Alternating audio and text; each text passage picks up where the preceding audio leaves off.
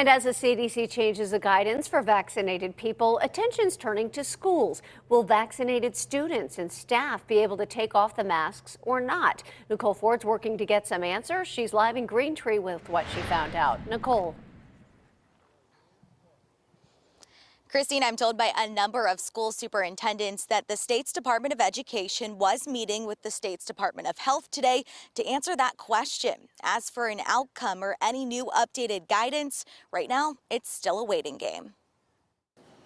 It's been a year full of ups and downs for school districts across Pennsylvania.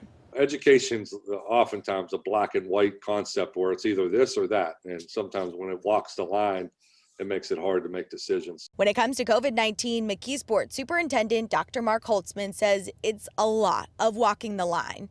The latest challenge is masking indoors for vaccinated teachers and students with the CDC's new guidance. Now we have to play the waiting game for a little while and see what happens next with PDE's response, as well as how the county, because I think they have the right to make things more restrictive if they want. He's not the only one. And I think everyone knows by now that these masks are a necessary evil. And if we can discard them, that'll be better off for our teachers and our students. Both these school leaders are hoping that guidance comes sooner than later.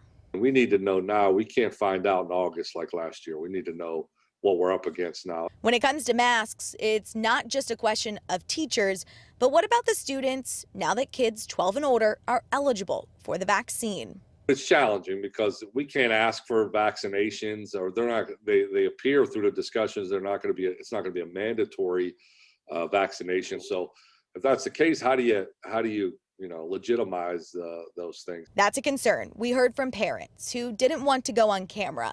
How do they know other parents are being honest, sending a child to school without a mask?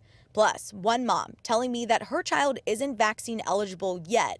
So how's it fair that he would have to be masked and another student in his class might be able to go maskless?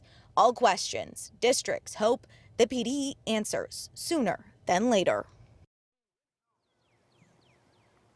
Dr. Holtzman tells me he's hopeful he'll be able to allow his vaccinated teachers to take off their masks for the last 2 weeks.